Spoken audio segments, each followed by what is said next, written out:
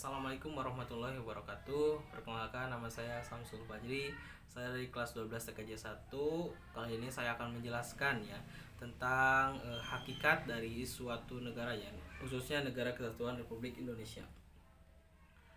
Saya ya kali ini membuat video dengan tugas dari guru PKN, bahwa saya harus menjelaskan hakikat dari Negara Kesatuan Republik Indonesia. Apa sih hakikat dari suatu negara? Nah, namun sebelum ke sana, saya akan menjelaskannya dulu apa itu negara dan apa unsur-unsurnya dan juga fungsi negara itu apa saja. Oke, langsung saja. Negara adalah sebuah organisasi atau badan tertinggi yang memiliki kewenangan untuk mengatur perihal yang berhubungan dengan kepentingan masyarakat luas, serta memiliki kewajiban untuk mensejahterakannya, melindungi, dan juga mencerdaskan kehidupan bangsa. Kemudian negara juga pastinya memiliki unsur-unsur atau faktor-faktor ya pembentuk suatu syarat untuk menjadi sebuah negara. Nah, yang pertama harus mempunyai penduduk. Penduduk adalah merupakan warga negara yang memiliki tempat tinggal dan juga memiliki kesepakatan diri untuk bersatu. Nah, yang kedua adalah warga negara. Nah, ini bedanya penduduk dengan warga negara adalah kalau warga negara pribumi atau penduduk asli dan penduduk negara lain yang sedang berada di Indonesia untuk tujuan tertentu.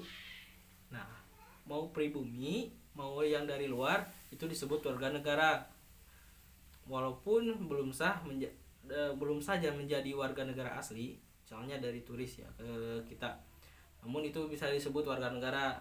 Nah, itu disebut warga negara asing. Kalau di sini kalau orang pribumi disebut warga negara Indonesia ya. Kemudian pastinya yang terakhir nih ada wilayah ya. Wilayah adalah daerah tertentu yang dikuasai atau menjadi teritorial dari sebuah kedaulatan. Wilayah adalah salah satu unsur pembentuk negara yang paling utama. Nah, yang terakhir syarat berdirinya suatu negara yaitu diakuinya oleh negara-negara lain. Kita juga harus mempunyai pengakuan dari negara lain. Kita merdeka kalau tidak diakui, kita tidak akan menjadi sebuah negara, tidak akan diakui oleh negara lain. Atau fungsi negara itu apa? Yang pertama, fungsi pertahanan dan keamanan. Nah, ini ya, fungsi pertahanan keamanan. Pastinya kan negara mempunyai militer ya di barisan paling depan ya, keamanannya. Keamanan dari dalam atau keamanan ancaman yang akan datang dari luar. Yang kedua adalah fungsi keadilan. Negara wajib berlaku adil. Negara wajib berlaku adil di muka hukum tanpa ada diskriminasi atau kepentingan tertentu. Ya, negara pun harus adil ya. Pemerintah itu harus adil terhadap siapapun. Mau misalnya kalau ada pejabat yang korupsi atau melakukan pelanggaran, itu bisa saja itu negara harus menindak ya, tidak memandang siapa dia, agamanya apa atau siapalah, tapi harus menindak dengan seadil-adilnya. Tidak boleh karena mentang-mentang dia pejabat atau orang kaya ya, itu gak boleh. Nah, kemudian yang ketiga yaitu pengaturan dan keadilan. Negara membuat peraturan undang-undang. Nah, ini ada peraturan undang-undangnya ya kan. Pastinya kalau tidak ada undang-undangnya kan kita akan semena-mena ya hidupnya di negara itu. Itulah salah satunya. Kemudian fungsi yang keempat, fungsi terakhir yaitu kesejahteraan dan kemakmuran. Nah, negara harus menjamin kesejahteraan dan juga kemakmuran rakyatnya ya. Itu adalah fungsi dari suatu negara ya. Kira-kira itu. Nah, yang selanjutnya adalah tujuan negara. Tujuan negara itu apa? Nah, menurut Meriam Budiarjo ya, tahun 2010 menyatakan bahwa negara dapat dipandang sebagai asosiasi manusia yang hidup dan bekerja sama untuk mengejar beberapa tujuan bersama.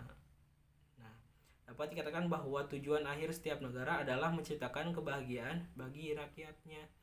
Nah, pasti tujuan negara itu keadilan, kesejahteraan, ya, dan juga kemakmuran pada rakyatnya. Itu pasti tujuan utama dalam suatu negara. Hakikat dari Negara Kesatuan Republik Indonesia adalah suatu negara kebangsaan yang modern, di mana pembentukannya berdasar pada semangat nasionalisme yang adalah tekad dari masyarakat Indonesia untuk bersama-sama membangun masa depan dengan menghimpun diri di dalam negara meski datar dari beragam latar belakang baik agama, suku, ras, budaya, bahasa dan sebagainya.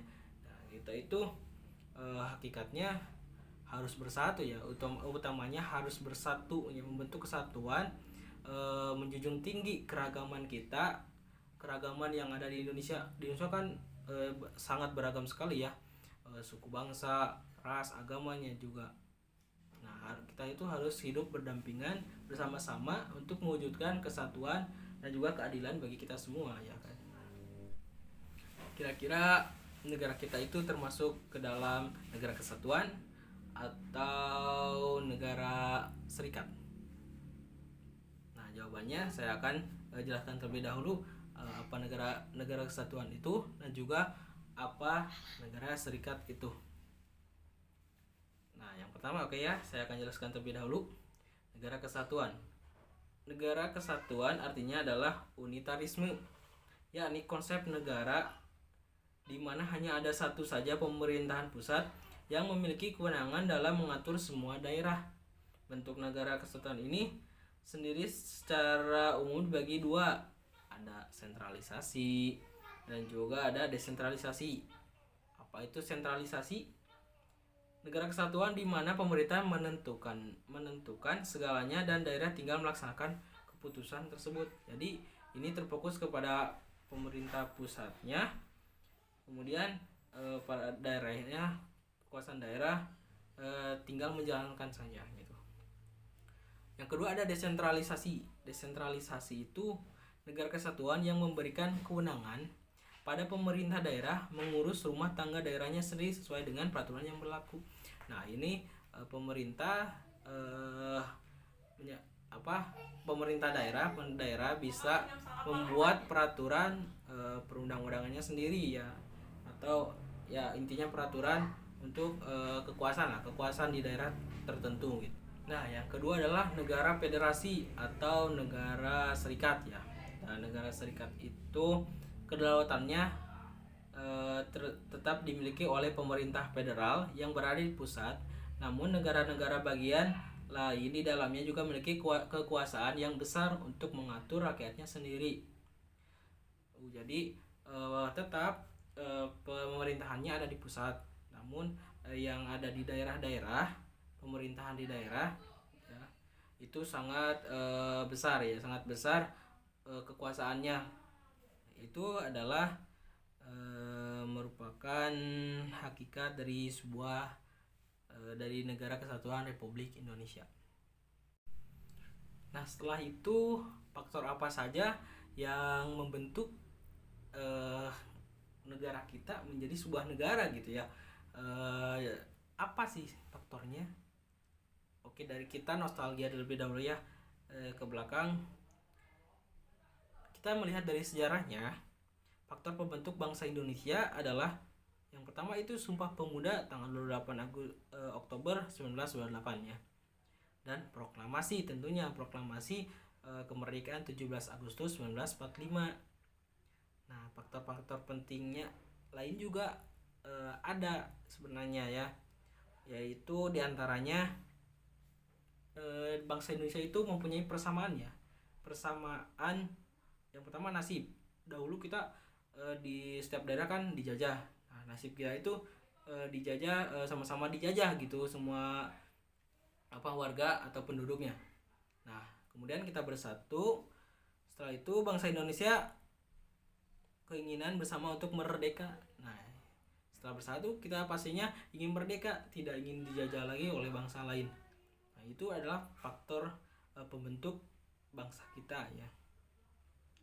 Kemudian kesatuan tempat tinggal. Kita tidak membeda-bedakan wilayah sana, misalnya Sumatera, Jawa atau Bali atau sebagainya, Kalimantan ya.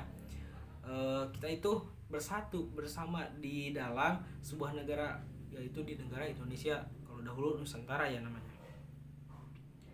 Nah, setelah itu yang terakhir pastinya cita-cita kita, semua cita-cita bangsa Indonesia itu ingin mencapai kemakmuran dan keadilan sebagai suatu bangsa. Begitu ya. Begitulah penjelasan dari hakikat suatu negara. Kalau ada kesalahan mohon maaf, dan jika